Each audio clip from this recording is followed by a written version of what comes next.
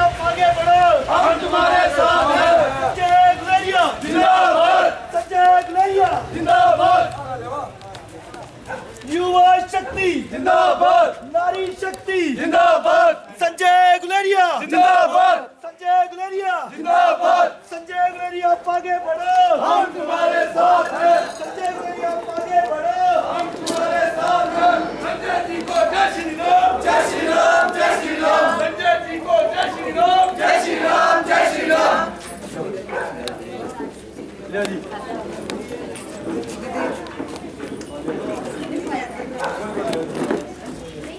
ये ले लो भी एकदम बुरा मत मानना मेरी बात, थोड़ा सा डर था। मैं ज्वाली का हूँ ना, नोडा दरिया से पार नोडा सुने तक बिल्कुल सफाई है कांग्रेस की। कोटला से लेके कोठेर तक सफाई है कांग्रेस की। कोटला से लेके पलार तक सफाई है कांग्रेस की। लेकिन थोड़ा सा ज्वाली में, परमार में मुझे लग रहा था कि कहीं, लेकिन मैंने माहौल देखा है, इनके साथ लोग दिल से जुड़े हुए हैं। वो इनके कर्म है, वो इनकी कमाई है।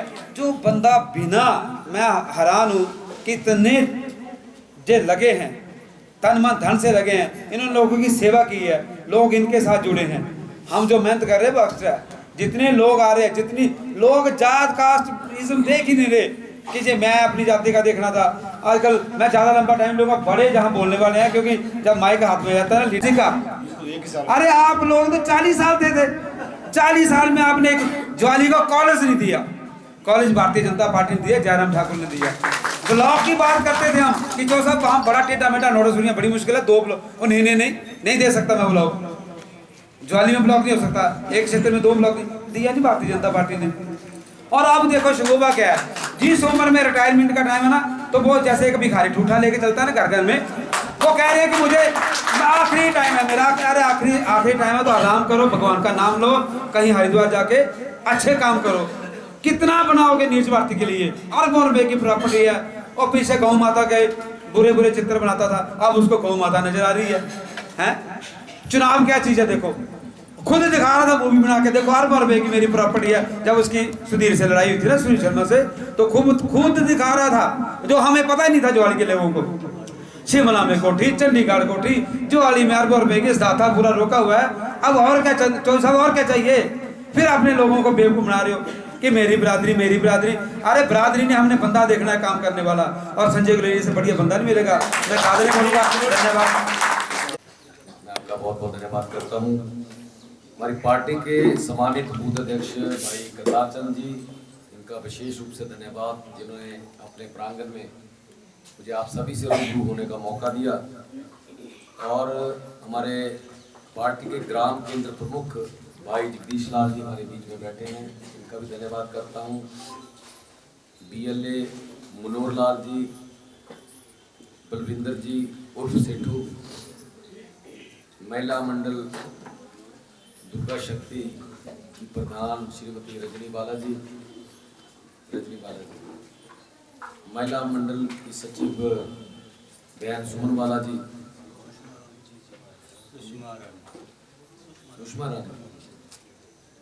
सुषमा रानी, ठीक है, सुषमा रानी, और सम्मानित वार्ड पंच सदस्यों बहन सुमन बालाजी। कौन है इस बहन सुमन बालाजी? अच्छा, बहन सुमन बालाजी, सॉरी। और पिछली मेरी नुक्कड़ सभा में थी महिला मंडल की सम्मानित अध्यक्षा रमा देवी जी, बहन ईशा जी, बहन नीतू जी जो ज्वाली में पार्षद हैं, मेरा पंचायत की पूर्व में रही प्रधान बहन स्वर्णा हमारे बीच में है, इनका भी धन्यवाद। हमारे पार्टी के महामंत्री, आप ही के इसी पंचायत से तल्लुक रखने वाले महामंत्री मनोज कुमार जी हमारे बीच में हैं, डॉक्टर मदन जी हैं, डॉक्टर रवि जिनके आपने विचार सुने, अजीत जी काफ़ी सालों तक मेरा पंचायत के प्रधान रहे, रवि आपकी पंचायत के प्रधान हैं, दसूली से मेरे साथ चले हुए प्रधान मेरा हौसला बढ़ाने के लिए, राकेश जी हमारे बीच में हैं, हमारे OBC के जिला के अध्यक्ष तरसीम जी वहाँ बैठे हैं सभा में, भाई ईश्वर जी समकेट पंचायत के पूर्व प्रधान हैं, हमारे बीच में मेरा हौसला बढ़ाने के लिए बैठे हैं भाई मुल्कराज जी, डॉक्टर राजेंद्र जी और मीडिया के बंधु चौहान जी, जितनी मातृशक्ति यहाँ बैठी है।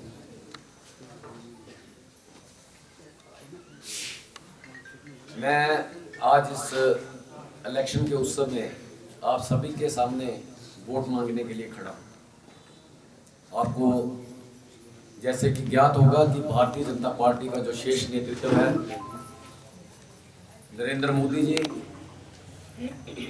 अमित शाह जी और जगत प्रकाश नड्डा जी, ऐसे शीर्ष नेतृत्व ने इस बार फैसला किया है कि जो भारतीय जनता पार्टी ने जयराम ठाकुर जी के नेतृत्व में अर्जुन ठाकुर के विधायक रहते हुए जो ज्वाली विधानसभा क्षेत्र में विकास के कार्य किए हैं, उन कार्यों को गति देने के लिए, उनको पूरा करने के लिए शीर्ष नेतृत्व का ये फैसला है कि इस बार हम ज्वाली विधानसभा क्षेत्र में सेवा का मौका संजय गुलेरिया को देंगे। और इसके लिए मैं शीर्ष नेतृत्व का बहुत बहुत धन्यवाद करता हूँ, आभार व्यक्त करता हूँ। हमारे बीच भाई सिंह जी, भाई गगन जी, इनका भी स्वागत करता हूँ। मैं पिछली नुक्कड़ सभाओं में भी मैं 2-3 बातें सभी के सामने रखने की कोशिश करता हूँ। किसी भी इलेक्शन में जितने भी मतदाता हैं, जितने भाई बंधु जिन्होंने अपने मताधिकार का प्रयोग 12 नवंबर को करना है, मुझे लगता है जो मेरी समझ है और आप लोग हो सकता है मेरे से सहमति भी रखेंगे, आप लोग 3 बातों का ध्यान देंगे कि आपने किस पार्टी को वोट देना है। हमारे देश में मुख्यतः 2 पार्टी हैं, कांग्रेस है, भारतीय जनता पार्टी है। तो आपका चुनाव निर्णय करना बहुत आसान है कि दोनों में से एक पार्टी चुननी। उसके बाद आपको तय करना है कि किस किस पार्टी का शीर्ष नेतृत्व कैसा है। और तीसरी बात, उन पार्टियों का हिमाचल प्रदेश में नेतृत्व कैसा है। और अगर हिमाचल प्रदेश में नेतृत्व है तो उन्होंने, अगर आप लोगों ने उनको सरकार चलाने का मौका दिया, उन्होंने कैसे काम किए। और जो भी उम्मीदवार उतरे हैं उनके बारे में भी आपको भलीभांति जानकारी होना बहुत जरूरी है, परखना बहुत जरूरी है। मुझे लगता है कि लोकतंत्र में, डेमोक्रेसी में ये 3-4 बातें हैं जिनका आप ध्यान रखते हैं। मैं बड़ी जिम्मेदारी के साथ ये कहता हूँ कि पिछले 30-40 सालों में जब आप हिमाचल की जनता, अधिकतर हिमाचल की जनता, जिसको आप दिल्ली चले जाओ, बॉम्बे चले जाओ, अगर आप उनको बताओ कि हम हिमाचल से हैं, तो हमारे हिमाचलियों का एक इम्प्रेशन है पूरे देश में कि हिमाचल के लोग बड़े सीधे साधे भोले वाले।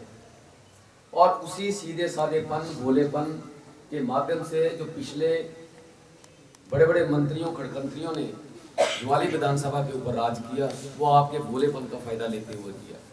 मैं ये बात जिम्मेवारी के लिए इसलिए कह रहा हूँ कि जब आपके कीमती वोटों के माध्यम से वो लोग इतने बड़े बड़े मंत्री, संतरी, खड़कंतरी बने, उन्होंने जो आपकी लोगों की सेवा के लिए काम करने चाहिए थे वो हुए नहीं।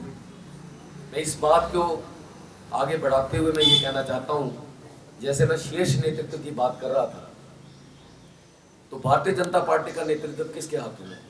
मोदी जी, अमित शाह, जगत प्रकाश नड्डा। आज मोदी जी को हिंदुस्तान के लोग तो प्यार करते हैं, लेकिन विश्व के सबसे बड़े ताकतवर देश अमेरिका, फ्रांस, इटली, उनका लोहा मानते हैं, जी मानते हैं।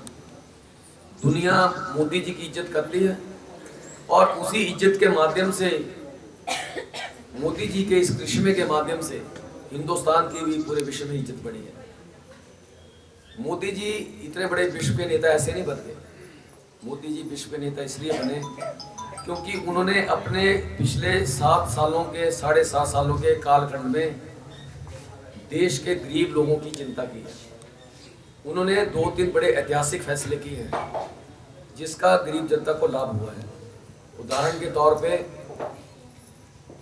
जब मोदी जी नहीं थे, ब्रह्मांड का, ज्वाली विधानसभा क्षेत्र का कोई भी गरीब व्यक्ति अगर गंभीर बीमारी से ग्रस्त होता था, मैं यकीन के साथ कह सकता हूं कि जब आप ज्वाली में जाते थे, जर्जर चिकित्सा के हालात, चौधरी चंद्र कुमार जी नीरज भारती के नालायकीपन के कारण तुरंत आपको कहा जाता था कि टांडा ले जाओ या नूरपुर ले जाओ, ऐसा होता था नहीं। और बहुत से मरीज रास्ते में दम तोड़ देते थे और दुर्भाग्य से कई बार टांडा तक पहुंच जाते थे। अगर बहुत गंभीर बीमारी है तो आप लोगों को पीजीआई को जाना पड़ता है। नरेंद्र मोदी जी ने गरीबों की इस समस्या को देखते हुए एक ऐतिहासिक फैसला लिया। वो फैसला क्या है? वो फैसला है आयुष्मान कार्ड। सुना हुआ जी? आप मेरे से सहमत होंगे कि गंभीर बीमारी में, छोटी मोटी बीमारी के लिए डॉक्टर मदन भी आपके पास यहाँ बैठे हैं, बैठे नहीं बैठे? और जब थोड़ी सी और ज्यादा बीमारी है तो आप ज्वाली चले जाते हो, लेकिन गंभीर बीमारी के लिए कई बार इमरजेंसी में आप पठानकोट जाते हैं और मैं यकीन के साथ कह सकता हूँ कि पठानकोट डॉक्टर कपड़े उतार लेते हैं। मेरा ये अनुभव है पिछले 5-7 सालों का। और जब पीजीआई जाना पड़ता है तो आपका मरीज गंभीर अवस्था में आईसीयू में, और गरीब लोग पीजीआई का जो लॉन है उसकी बरामदे हैं वहाँ पे लेटे होते हैं। बड़े अफसोस के साथ कहना पड़ता है, इस तरह की सुविधा थी हमारे देश में कांग्रेस के राज में। मोदी जी ने फैसला लिया कि गरीब लोगों को अपनी जेब से पैसा ना खर्चना पड़े गंभीर बीमारी के लिए। आयुष्मान कार्ड दिया।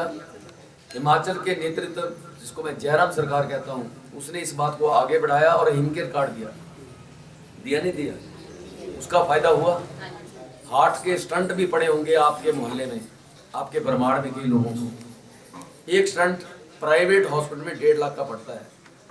अगर किसी दुर्भाग्यपूर्ण अगर किसी गरीब परिवार को स्टंट पड़े तो क्या वो 1.5 लाख रुपया कर सकता है? मुझे लगता है कि बहुत से लोग तो चाहेंगे कि ये मरिया था ठीक है, क्योंकि पैसे है नहीं था, क्या चाह रहा है, और गलती से 2 स्टंट पड़ने को तो 3 लाख। कोई गरीब व्यक्ति इतना खर्चा सहन नहीं कर सकता। आज मैं धन्यवाद करता हूँ नरेंद्र मोदी जयराम ठाकुर का। अगर इस तरह की किसी को गंभीर बीमारी है तो टांडा में मुफ्त में स्टंट पड़ रहे हैं। आंखों के ऑपरेशन राजा के तालाब में एक बड़े होनहार डॉक्टर हैं, डॉक्टर नीरज गुलाटी, कर्नल हैं। तो उनको इसलिए जानता हूँ कि मैं नगुट्टा सूर्य में एक डिस्पेंसरी खोल रखी है, कभी कभी कैंप लगवाता हूँ बड़े।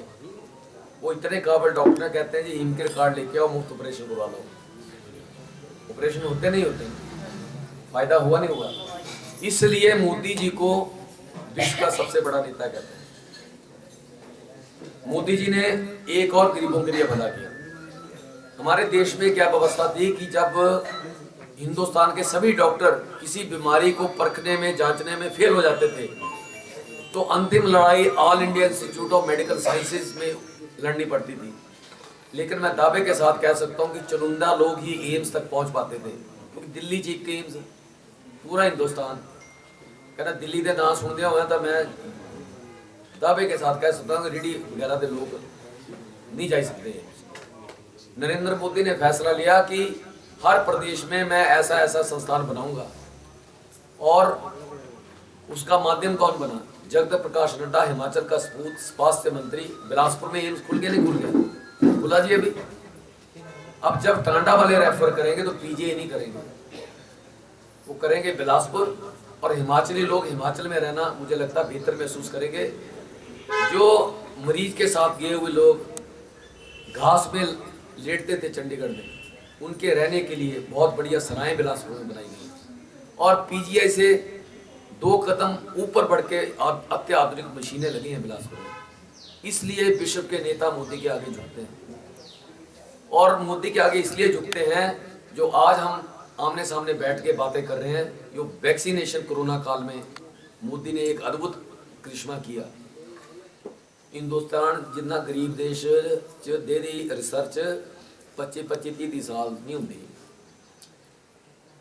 उसके उदाहरण है, जब कलर टेलीविज़न आया तो पूरे विकसित देशों में जब आया उससे कोई 30 साल के बाद आया। मोबाइल फ़ोन जब अमेरिका, जापान, फ्रांस में आ गया उसके 30 साल के बाद आया। ये तो स्कूटर वगैरह कने कारा भी बड़ी बात चाहिए। तो दवाई तो एक आप समझ सकते हैं कि 30-40 साल लगते। मोदी ने ऐसा करिश्मा किया, विश्व में सबसे पहले वैक्सीनेशन की खोज की और गरीब जनता को बचाया। आपको याद होगा मुझे तो बड़ा डर लगता है कोरोना का, कोई दरवाज़ा खड़काना जो तो कर्फ्यू लगे था, पर आपको भी यही अनुभव हुआ होगा। और मैं प्रभु से कामना करता हूँ कि आपके सभी सगे संबंधी सुरक्षित रहे होंगे, लेकिन फिर भी मुझे इतना ध्यान है कि बहुत से लोगों ने टांडा में धर्मशाला में जान गंवाई। अगर हम लोग जिंदा बैठे हैं तो वो ऐतिहासिक जो कदम मोदी जी ने उठाया, क्या उठाया? मोदी जी ने 3000 करोड़ दो बड़ी नामी ग्रामी रिसर्च कंपनियों को दे दिया कि फटाफट करके दिन रात करके रिसर्च करो। वैक्सीनेशन तैयार हुए, यहाँ हिंदुस्तानियों को बचाया, वहाँ विदेशियों को लोगों को बचाया। इसलिए पूरा विश्व मोदी के आगे झुकता है। मैं उस पार्टी का उम्मीदवार हूँ। मुझे लगता है कि जिस तरह के कारनामे केंद्र की सरकार ने किए हैं, चाहे वो एम्स हो, चाहे वो हिमकेयर आयुष्मान कार्ड हो, चाहे वो वैक्सीनेशन के माध्यम से हो, चाहे वो 2-2 हज़ार रुपया जो किसानों को देते हों, इस तरह के कई अनेकों काम, सड़कें हों, रेल लिंक हों, इस तरह की केंद्र जो नेशनल पार्टी है, राष्ट्रीय पार्टी भारतीय जनता पार्टी, उसका मैं उम्मीदवार हूँ। अगर मैं केंद्र में मोदी जी के नेतृत्व वाली भारतीय जनता पार्टी की तुलना करता हूँ कांग्रेस से, तो वहाँ कौन है? सोनिया गांधी, राहुल गांधी और प्रियंका गांधी। मैं बड़े जिम्मेदारी के साथ कहता हूँ कि अगर दुर्भाग्य से कांग्रेस का राज होता अगर देश में और कोरोना काल का जैसे ये भयंकर बीमारी आई, तो क्या आपको यकीन है राहुल गांधी बचा सकता था देश को?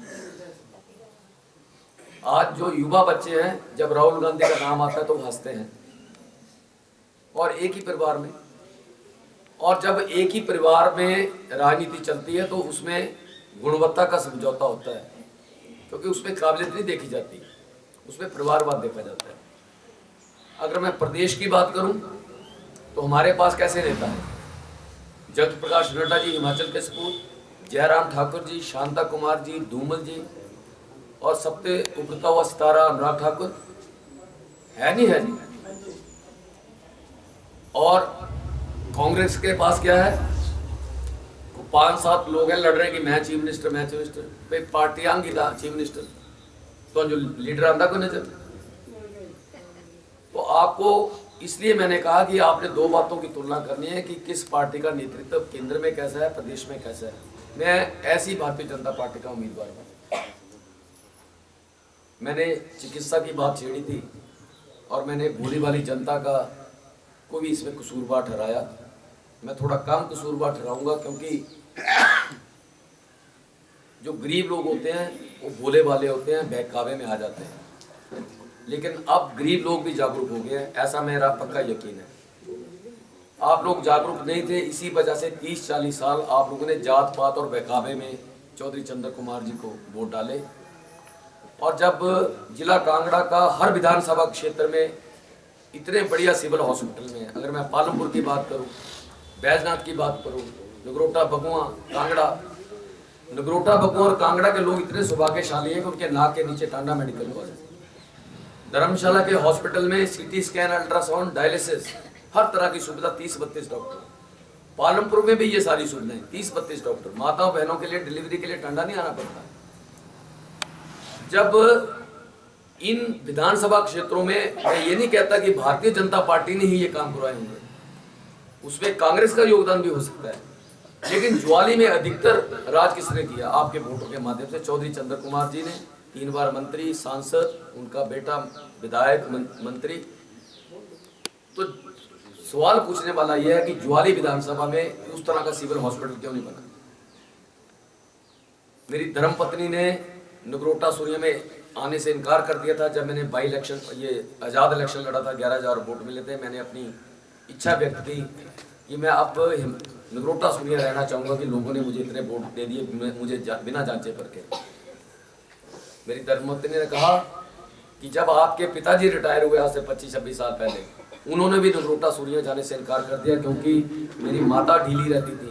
नगरोटा सूर्य और ज्वाली में एक जैसे हालात, गंभीर बीमारी, कोई सुविधा नहीं। एक कमरे का किराए के मकान पे मेरे पिताजी माताजी पठानकोट में रहने लगे। मेरी धर्मपत्नी काफ़ी पढ़ी लिखी, नामी ग्रामी स्कूल में अध्यापिका थी। मैंने 1 महीने के बाद उसको बनाया। मैंने कहा यार हम साधन संपन्न लोग हैं, गाड़ियाँ हैं, अगर गंभीर बीमारी होगी मैं तुम्हें टांडा तक पहुँचा दूँगा, कांगड़ा तक पहुँचा दूँगा। मैं आप लोगों को ये उदाहरण इसलिए दी कि अगर नूरपुर में राकेश पठानिया जैसा शेर दिल नेता जिसने इतनी सुविधाएं नूरपुर में पैदा कर दी, सीटी स्कैन अल्ट्रासाउंड वहां पे उसी दिन हो जाता है, डायलिसिस होता है, होता नहीं होता डायलिसिस, 18-20 डॉक्टर हैं। और मुझे लगता है कि आप लोग ब्रह्मांड के लोग रुख ज्वाली का नहीं करते होंगे, आप रुख करते हैं नूरपुर। मातृ शिशु हॉस्पिटल खोल दिया, खोला नहीं जी खोला। तो इतने बड़े बड़े मंत्री खड़कंत्री हुए आपके वोटों के माध्यम से, ज्वाली में ये सुविधा क्यों नहीं हुई? ये सवाल पूछना आपका अधिकार है या नहीं है? पूछना चाहिए नहीं? आप लोगों से धोखा हुआ नहीं हुआ? अगर ज्वाली हॉस्पिटल को 100 बेडेड हॉस्पिटल किया तो अर्जुन ठाकरे के प्रयासों से, जयराम सरकार की मेहरबानी से हुआ। अब ज्वाली हॉस्पिटल में नूरपुर जैसे हॉस्पिटल की सुविधा हो, डायलिसिस, सीटी स्कैन, अल्ट्रासाउंड। दुर्भाग्य से कभी हमारे परिवारों में एक्सीडेंट से मौत हो जाती है, किसी दुर्घटना से मौत हो जाती है, हमारी लाशें गरीब परिवारों के भाई बंधुओं की टांडा और नूरपुर में आप लोगों को 6-6 घंटे इंतजार करना पड़ता है। पोस्टमार्टम के लिए भी नूरपुर और टांडा जाना पड़ता है। इसकी सारी जिम्मेदारी इस चौधरी चंद्र कुमार परिवार की है। मैं आप लोगों को यकीन दिलाता हूं कि आप लोगों के अगर आशीर्वाद से मुझे मौका मिला, नूरपुर जैसी सुविधाएं 1-1.5 साल के भीतर ज्वाली में आप लोगों को करके दिखाऊंगा। शिक्षा के मामले में जैसे मैंने आपको उदाहरण दिए, मैंने नाम लिए 5-7 जिला कांगड़े के शहरों के, पालमपुर, बैजनाथ, तगरोटा, बगोन, देरा, धर्मशाला, शाहपुर, ये सभी वो विधानसभा क्षेत्र हैं जहाँ पे डेरी, फतेहपुर विधानसभा, यहाँ पे डिग्री कॉलेज खुले हुए कितने साल हो गए? डेरी में किसी को याद है? कोई 40 साल कह रहा है, कोई 45 साल। हाँ जी, 52 साल, 52 साल हुई है डेरी कॉलेज खुले।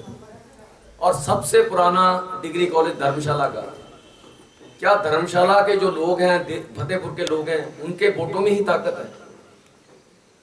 क्या डलियारा जो देरा में आता है उन्हीं के मतों में ताकत है? या पालमपुर के लोगों में मतों में ताकत है कि वहां इतने सालों से डिग्री कॉलेज है? चौधरी चंद्र कुमार जी कभी नहीं चाहते थे कि जो ओबीसी वर्ग है, चौधरी, हमारे नाई बरादरी, हमारी मेहरा बरादरी, जिसके जो नेता बनते हैं, कि इनके बच्चे अगर पढ़ लिख गए तो इनको ज्ञान हो जाएगा, ये जागरूक हो जाएंगे, मुझे वोट नहीं डालेंगे। डिग्री कॉलेज भी खोला तो भारतीय जनता पार्टी की सरकार ने खोला ज्वाली में। तो आपको पूछने का अधिकार, ये मैं तथ्य रख रहा हूं आपके सामने, इसमें कोई सच्चाई हो तो आप मुझे जरूर रोकिएगा। शिक्षा का क्षेत्र का बेड़ा कर किसने किया? नीरज भारती शिक्षा का विभाग था उसके पास, था नहीं? पता है आपको? चौधरी साहब भी बड़े बड़े मंत्री खड़कत्री रहे। क्या आप जहां जितने माताएं बहनें बैठी हैं, आपके बच्चे प्राइवेट स्कूलों में पढ़ते हैं या सरकारी में पढ़ते हैं? हाँ जी, सरकारी से कुदे कुदे पढ़ते हैं, हाथ खड़ा करें। प्राइमरी स्कूलों में पढ़ाया? आप की इच्छा तो होगी कि आपके बच्चे भी प्राइवेट स्कूलों में पढ़े। आप, मैं ये बात इसलिए जिम्मेदारी के साथ कह रहा हूँ, जितने भी पुराने शिक्षा विभाग के मंत्री रहे, जितने भी अफसर रहे, उन सभी ने शिक्षा का बेड़ा गर्क कर दिया हिमाचल प्रदेश में, विशेषकर प्राइमरी शिक्षा का। और अधिकतर माता पिताओं का विश्वास उठ गया, इसलिए जो लोग थोड़े से साधन संपन्न हैं उन्होंने तो रुख कर लिया प्राइवेट स्कूलों का। और जो अति गरीब हैं, जो महंगी फीस नहीं दे सकते, मजबूरी से प्राइमरी स्कूल सरकारी में भेज रहे हैं। मैं यकीन के साथ कह सकता हूं कि जिस तरह का शिक्षा प्रणाली है, आपके बच्चे इस जर्जर शिक्षा में पढ़ते हुए 10वीं कर सकते हैं, 12वीं कर सकते हैं, तो आगे चल के कोई अच्छी नौकरी पालेंगे, ऐसा मैं नहीं मानता। जब नीरज भारती शिक्षा के मंत्री बने, शिक्षा में क्या सुधार हुआ? अपने बच्चे उसके कहाँ पढ़ते हैं? चंडीगढ़ के सबसे महंगे स्कूल में। आपके मतों से कमाया हुआ धन, टूटू शिमला में बड़ी बड़ी कोठी, डन में बड़ी बड़ी कोठी, सिद्धार्थे में सैकड़ों कनाल जगह। और जब सुधीर शर्मा जो मंत्री रहे धर्मशाला से, जब नीरज भारती उसकी लड़ाई शुरू हुई, तो तब हमें ज्ञान हुआ कि एक पूरा पहाड़ खरीद रखा है धर्मशाला और वहां पे होटल बनाने की योजना है। इतना धन कहां से आया? आपके वोटों के माध्यम से, भ्रष्टाचार के माध्यम से ये मौज करते हैं, ऐश करते हैं। अभी मुझे पता लगा है कि शिमला से बच्चे हटा के धर्मशाला का जो सबसे महंगा स्कूल है, वहां पे उन्होंने बच्चे पढ़ाए हैं। मुझे बहुत अफसोस होगा जब विशेषकर जो बच्चियां हैं, छोटी छोटी बच्चियां, जब इनको गुणवत्ता वाली शिक्षा नहीं मिलेगी, ये 10वीं 12वीं करेंगी, आप लोग इनकी शादी कर देंगे, ये बच्चियां भी वही काम करेंगी जो चूल्हा चौका आपने इतने सालों किया। ये मैं बात इसलिए जिम्मेवारी के साथ कह रहा हूँ कि जब ये जैसे बच्ची है, इसका दिमाग शिमला या धर्मशाला के किसी भी बच्चे से कम नहीं है। कमी है तो इसको बराबरी की अगर शिक्षा का मौका मिले तो ये अफसर बन सकती है। उसका मैं उदाहरण अपने घर पे देना चाहता हूँ। आप लोगों को लग रहा होगा कि संजय गुलेरिया पता नहीं कितना धनवान है। मैं सभी वो काम करके नगरोटा सूर्य से निकला हूँ जो कोई भी साधारण परिवार का बच्चा करता है। मैंने छलियाँ भी गुड़ियाँ, कहा भी बटिया। हमारा जमाना गैस का नहीं था, कुंडली या पंतुगली, वहाँ लकड़ियाँ काटी, दूर दराज के क्षेत्रों से पानी भर के लाते थे। मेरे दादाजी का सपना था, पिताजी को कहा डैमी का क्लेम लिया, थोड़ा दिया पैसे दिए कि इसी को पढ़ाना। मैंने साइंस में डिग्री की, फौजी अफसर बनना चाहता था, लेकिन वो शिक्षा की कहीं कमी खली, हिंदी मीडियम की, मैं अफसर नहीं बन पाया। मैंने दवाइयों के क्षेत्र में 15-16 साल नौकरी करते हुए जब पदोन्नति हुई, मैंने यूपी में भी नौकरी की, पंजाब J&K में, दिल्ली पहुंचा। मेरी धर्मपत्नी काफ़ी पढ़ी लिखी हुई, एक नामी ग्रामी स्कूल में उसको नौकरी मिल गई और 2000 में उसको 11,500 की तनख्वाह लगी। और एक दिन मैं खाना खाने बैठा था तो मेरी धर्मपत्नी ने कहा कि कभी हाड़ाकार बनगा। मैंने कहा कि दिल्ली में घर बनाना तो संभव है, क्योंकि जो मेरे पुरखों का घर है नगरोटा सूर्य में, उसमें मेरे पिताजी के हिस्से एक कमरा है और एक पुराना टूटा फूटा किचन सिलेटों वाला। तो मैं आप लोगों को ये बताना चाहता हूँ कि मैंने अपना पेट काट के और मेरी धर्मपत्नी ने ये निर्णय लिया था कि इक्के बच्चा पैदा करना ताई पढ़ाई सके, क्योंकि बढ़िया पढ़ाई करांगे तो नौकरी लभनी, बच्चे ने तो नहीं लभनी। मैं आपको बताना चाहता हूँ कि मैंने योग्यता के अनुसार बहुत अच्छे स्कूलों में अपनी इकलौती संतान बेटी को शिक्षा दीक्षा दी। जब मेरा कारोबार चलने लगा तो मैंने सबसे नामी ग्रामी स्कूल में उसको पढ़ाया। आगे चल के उसने आर्किटेक्चर के क्षेत्र में पढ़ाई की। आज वो किसी नामी ग्रामी आर्किटेक्चर कॉलेज में प्रोफेसर भी है, खुद का काम भी करती है, 5-7 लाख रुपये महीने का कमाती है। और जब वो इलेक्शन के दौरान यहाँ आई तो मेरी मदद करने के लिए वो कहने लगी पापा मैं आपके लिए पैसे लाई। तो वो मेरी कुड़ी हुई या पुत्र होया, वो है कोई फर्क? गरीबी तो दूर हो सकती है शिक्षा के माध्यम से। मैं आप लोगों को बताना चाहता हूँ कि मेरी धर्मपत्नी ने जब उसको नौकरी लगी तो एक दिन खाना खाने बैठे तो कहा कि ये सड़ाकार बनगा।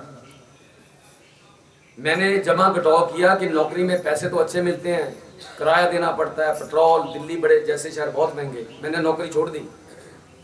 मैंने नौकरी छोड़ी अपनी धर्मपत्नी की तनख्वाह के हौसले पर। मैंने कहा कि छोटा मोटा कारोबार करता हूँ, अगर नहीं चला तो फिर नौकरी कर लूँगा। प्रभु की कृपा हुई, बद्दी में मैंने उद्योग स्थापित किया। नीरज भारती के ऊपर टौंट कसता है कि गुलेरिया की फैक्ट्री दिखनी है। नीरज भारती की फैक्ट्री बताऊँ क्या है? कोर्ट तो निकलो ना, एक सामने लगा नीरज इंडस्ट्री। ये तो दसा क्या लिखा, 4 अलमारियां पे 4 बेड, ये है नीरज इंडस्ट्री। संजय गुलेरिया ने लगभग 250 लोगों को ऑन रिकॉर्ड कह रहा हूँ कैमरे पे, 250 लोगों को रोजगार दे रखा है। और जब मैंने बद्दी में फैक्ट्री लगाई, जितनी दवाइयों की फैक्ट्री हैं, 2007-8 से लेके 12 तक मैं सभी दवाइयों को फैक्ट्रियों का अध्यक्ष रहा। बड़ी बड़ी नामी ग्रामी कंपनियों के मालिकों के साथ मेरा परिचय।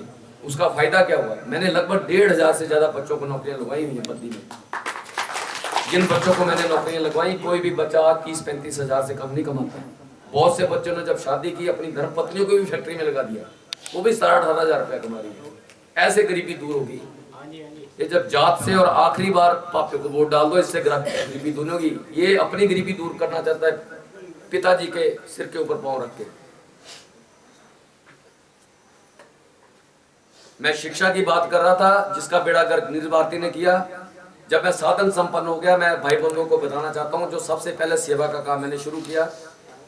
और जो भी मैं बातें कहता हूँ मैं प्रमाण के साथ कहता हूँ। जब भी आप नगरोटा सूर्य जाओ, बस अड्डे पे उतरो, साथ में एक प्राइमरी स्कूल है, उसका नाम है गवर्नमेंट प्राइमरी स्कूल नगरोटा सूर्य इंग्लिश माध्यम। मैंने वैसे ही उस स्कूल का चक्कर लगाया। जब मैं नगरोटा सूर्य बड़े सालों के बाद गया, मैंने देखा 12 बच्चे आप जैसे गरीब लोगों के, अति निद्र परिवारों के 12 बच्चे। मास्टर किन्ने 2। मैं तेने पूछो पहली तो लेकर 5वीं तक तो पढ़ाते कितना। जब इस तरह का शिक्षा ढांचा होगा तो बेड़ा गर्क बच्चों का होगा नहीं होगा। बच्चा जितना मर्जी होशियार है। मैं बहनों को बताना चाहता हूं कि मैंने धूमल जी चीफ मिनिस्टर थे, मैंने नोटिफिकेशन के माध्यम से उस स्कूल को गोद लिया, ऑन रिकॉर्ड है, सरकारी रिकॉर्ड में। और आज से 12 साल पहले 12 लाख रुपए की कीमत तो होगी कुछ, 12 लाख रुपया 12 साल पहले कोठी बड़ी जंदी है ना। मैंने अपनी नेक कमाई से 12 लाख रुपया खर्चा, 4 कमरे बहुत बढ़िया बना के दिए। ये बरांडा तो दुर्भाग्य से कच्चा है, मैंने उसमें कोटा स्टोन मार्बल लगवाया। मेरे कुछ चंडीगढ़ के उद्योगपतियों ने मुफ्त में फर्नीचर भेजा, कंप्यूटर भेजे। 4 पढ़ी लिखी लड़कियां मैंने उस स्कूल में अपनी जेब से खर्चे पर अध्यापन लगाई। मेरी धर्मपत्नी तब तक पढ़ाते पढ़ाते हेड टीचर बन गई उस नामी ग्रामीण स्कूल में।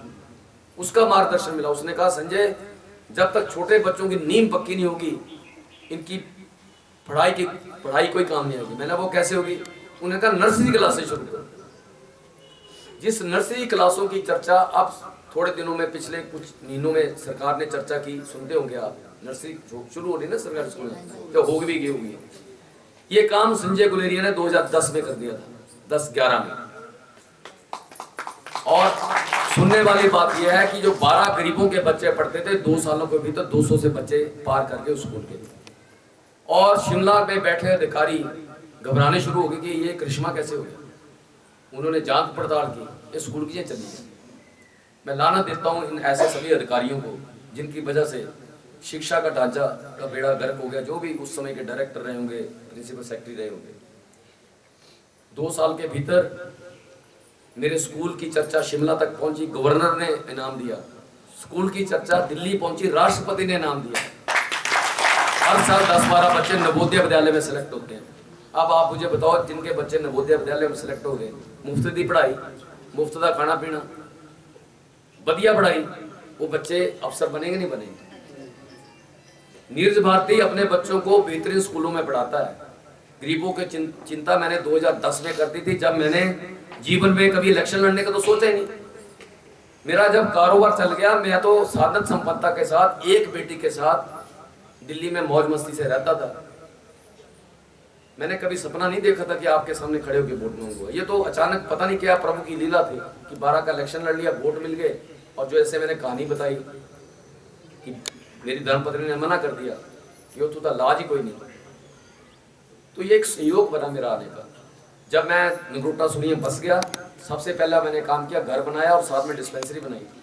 ईशा बहन कई बार अपनी माता को लेके आई है, इसकी गवाह, इसको पूछ लेना। सेवा का किया हुआ काम कभी जितलाना नहीं चाहिए, लेकिन दुर्भाग्य से मैं मजबूर हूँ, मैं इलेक्शन लड़ रहा हूँ। आप लोगों को यकीन होना चाहिए कि मैंने किया क्या। करोड़ों रुपए की दवाइयाँ पिछले 5-7 सालों में मैंने गरीबों की सेवा में बांटी हैं। मेरी डिस्पेंसरी में ईशा गवाह है, किसी अगर मरीज को 2 महीने की दवाई चाहिए होती तो उसको 2 महीने की दवाई मिलती है।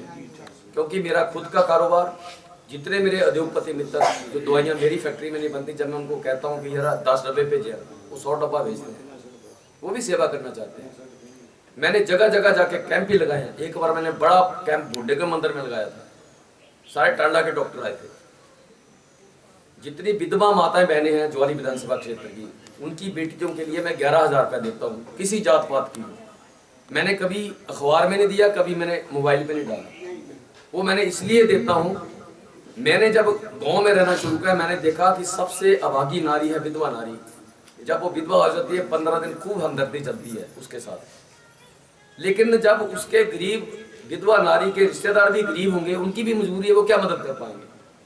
मेरे 11,000 से कोई बहुत कुछ होने वाला नहीं है, लेकिन जितनी मेरी समर्थ है मैं 11,000 रुपये देता हूँ। मैं दावे के साथ कह सकता हूँ, जितने भी ये बड़े बड़े मंत्री, खड़गंत्री, चौधरी चंद्र कुमार जी और नीरज भारती हैं, इन्होंने कभी 10 रुपये नहीं रखे होंगे आपकी हथेली पे। अगर रखे तो बताओ। इन लोगों ने आपके वोटों के माध्यम से अपने टॉप टप्पे रखे, सलूट खाने, अफसरा तो पैसे खाने, भ्रष्टाचार करना। अब जो नौकरी करके यहाँ बैठे होंगे कई लोग पंडाल में, भाई शेर सिंह जी बैठे हैं, नौकरी जड़ा 30-40 साल करता, बड़ी मुश्किल है 2-3 कमरे बना लेंदा, 2 बच्चे पढ़ा लेंदा, जड़े रिटायरमेंट के पैसे मिलते उन्होंने ब्याह करेंदा।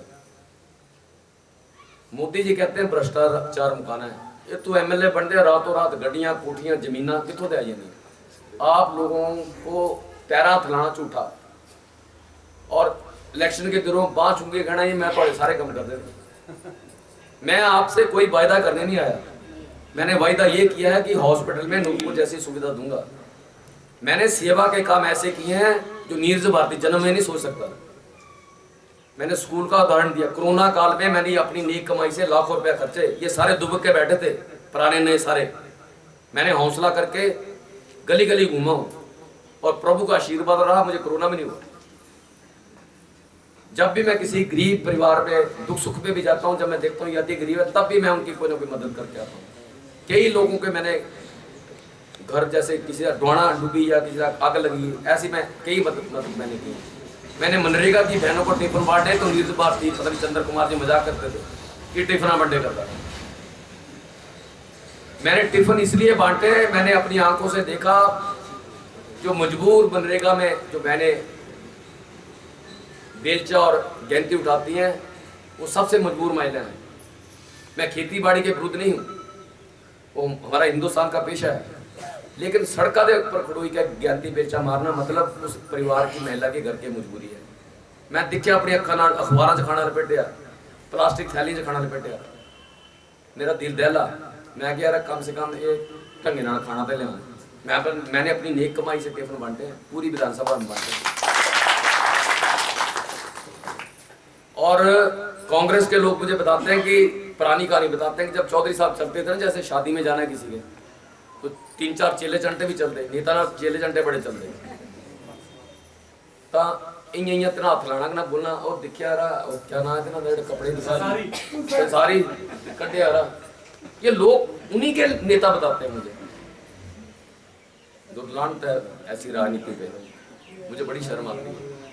मैं आप लोगों को यकीन दिलाता हूँ कि जिस तरह मैंने नौकरियां दिलवाई बद्दी में, मैंने सपना देखा है कि जो कंदरोड़ी का एरिया है, लोधमा का एरिया है और डमटाल का एरिया है, यहाँ कम से कम 30-40 बड़ी बड़ी फैक्ट्रियाँ अगले 3 सालों में लगें, ताकि हर गरीब परिवार में बच्चे, मैंने देखा है वेले घूमे करते 10वीं की 12वीं ITI, उनको लारों लप्पों से गरीबी दूर नहीं होगी। बच्चे नौकरियाँ मिल गई। बद्दी च तुम शामी जावा था एक फैक्ट्री अगर 2000 एम्प्लॉय निकल रहा था, 300 जनानी होंगे। औरतों को भी नौकरी करनी पड़ेगी अगर दशा दिशा सुधारनी है। जब 50-60 फैक्ट्रियाँ लगेंगी, मैं यकीन दिलाता हूँ जो नामी ग्रामी कंपनियां वो ज्वाली तक बसें भेज देती हैं औरतों को लाने के लिए। 50-60 हज़ार जब नौकरियां पैदा होंगी तो उसमें ज्वाली के बच्चों को भी नौकरियां मिलेंगी। नीरज भारती कल बोले करता, गुलेरिया बोलता कि नूरपुराने में नौकरी मिलनी, फतेहपुराने में, इंदौराने में, उन बच्चों को भी तो मिलेगी, क्यों नहीं मिलेगी? जब 50-60 हज़ार नौकरियां मिलेगी तो उसमें ज्वाली के बच्चों को मिलेंगी और सभी को मिलेंगी। गरीब तो हर जगह है, लेकिन क्योंकि मेरा जुगाड़ थोड़ा उद्योगों में ज़्यादा है, ज्वाली के लोगों को ज़्यादा मिलेंगी। थोड़ा सीधा सा। और मैं आपको एक और बात बता दूँ, ये जो मैं सपना दिखा रहा हूँ ना फैक्ट्रियों वाला, बड़े बड़े मंत्री रह गए, जिला कांगड़ा के भी MLA भी रह गए, दोनों पार्टियों में। ये काम अगर आपके आशीर्वाद से मैं शिमला पहुंचा तो मैं ही कर सकता हूँ। ये मैं बात अहंकार से नहीं कहता। इसका खाका मैंने जयराम जी के माध्यम से, मेरा खाका चल पड़ा है, योजना चल पड़ी है चीफ सेक्रेटरी से होती हुई। चीफ सेक्रेटरी थे श्री राम सुभाग सिंह। मैं जिम्मेवारी के साथ नाम लेके कह रहा हूँ, मेरा खाका पहुंचा RD Dhiman, principal additional chief secretary industry, जो वर्तमान में चीफ सेक्रेटरी हैं। मेरा खाका पसंद हुआ, मीटिंग तक रखी गई। एयरपोर्ट के पास 5 तारा होटल है। दुर्भाग्य से बाई इलेक्शन की घोषणा हो गई। ये ऑन रिकॉर्ड है। इंडस्ट्री डिपार्टमेंट से नीरज भारती और चंद्र कुमार जी को निवेदन करूंगा, चेक करिए। ऑन रिकॉर्ड मीटिंग रखी गई। दुर्भाग्य से इलेक्शन कोड ऑफ कंडक्ट लग गया, मीटिंग रह गई। और सरकार आएगी, आप मुझे विधायक बना के भेजेंगे, ये खाका आगे बढ़ेगा। 40-50 नामी ग्रामी फैक्ट्री यहाँ लगेंगी। एक उदाहरण देता हूँ, मैनकाइंड कंपनी है, एक चौथी सबसे बड़ी हिंदुस्तान की कंपनी है दवाइयों की। 9 फैक्ट्रियाँ उसकी पोल्टा साहब में, 18,000 बच्चों को रोजगार दे रखा है। अगर मैनकाइंड जैसी यहाँ 10 फैक्ट्रियाँ खुल जाए और 10 किसी और कारोबार की खुल जाए तो 30-40 हज़ार नौकरी हुई होगी।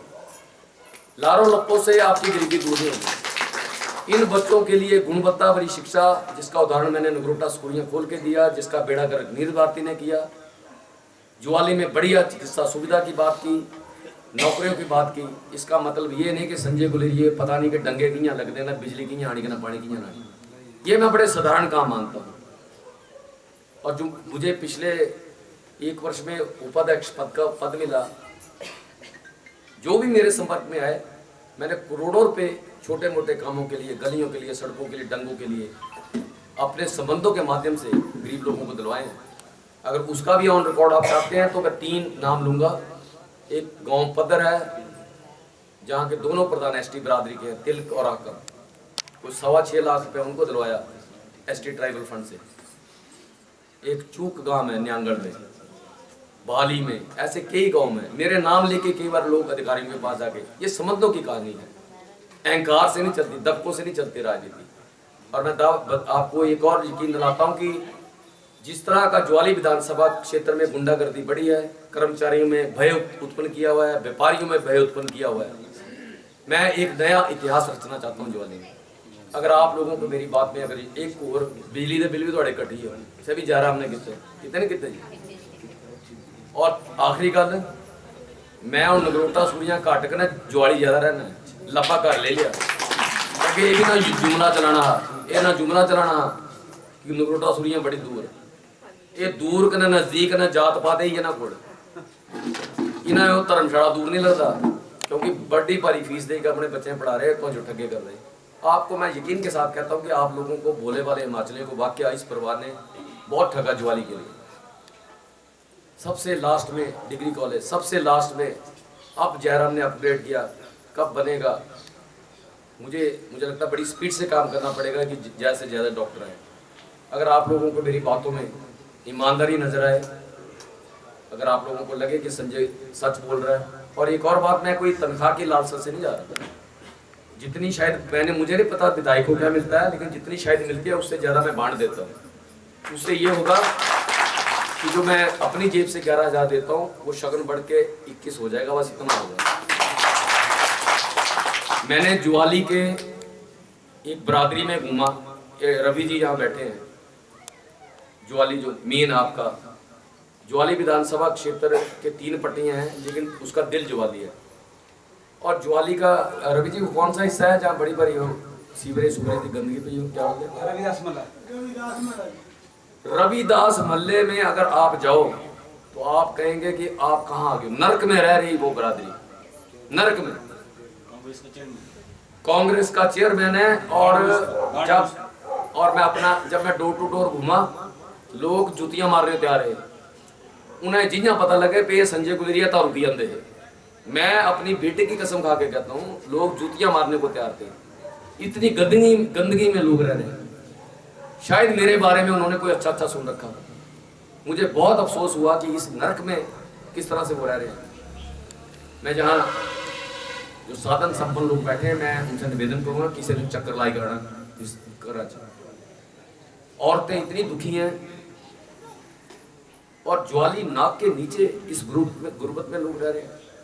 मैंने उस मोहल्ले को देखने के बाद अपने मन में योजना बनाई। मैंने कहा अगर इनके आशीर्वाद से मैं विधायक बन जाऊंगा, मैंने कोई क्रशर वालों से ठगी ठोरी नहीं करनी।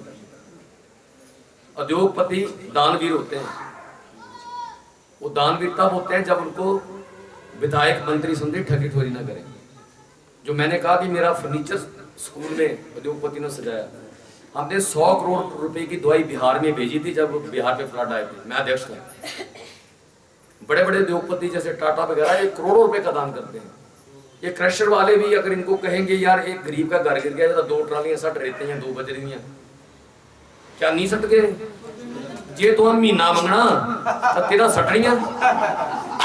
मैंने उस दिन मन में योजना बनाई कि यहाँ 10 क्रशर के 10-12 भाई बंधु हैं, मैं उनको निवेदन करूंगा यार 10-12 दे बना दिया प्राइवेट बाथरूम, तो जो दुआएं देनी है। इस तरह के मैं मुंगेरी लाल के सपने देखता हूँ गरीब लोगों के। और यहाँ तो निचोड़ते हैं ये लोग भाई गोड़ा मुझे। और एक और बात बताता हूँ, पिछले 2 दिनों में कई अधिकारी मेरे धर्मपत्नी के पास पहुंचे।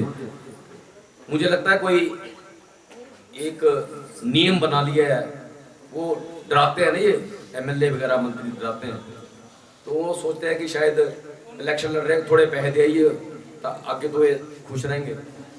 मेरी धर्मपत्नी ने उन 2 जेई थे मेरी धर्मपत्नी ने कहा कि आप गलती से मेरे पास आ गए हो, अगर मेरे पति के पास गए होते तो उसने जूते मारने थे आपको। मैं बड़ी जिम्मेदारी के साथ कह रहा हूँ।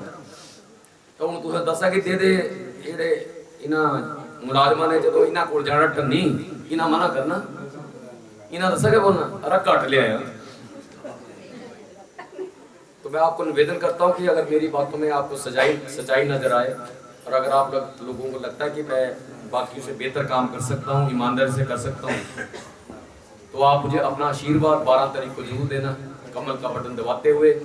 और मैं आखिर में निमंत्रण देता हूँ 4 तारीख को 10 बजे आप ही की पंचायत में यहाँ बूलखट के पास देश के एक और महान नेता योगी जी, यूपी के चीफ मिनिस्टर योगी, देखियो योगी की ड्रेस का कितना मुल होगा 300 रुपया जड़ा पांदा भगवा रंग, 300 रुपये ये 50 रुपये या 100 रुपये मीटर भी होगा तो किन्ने का होगा 300-400 रुपये का 200 रुपये की चप्पड़।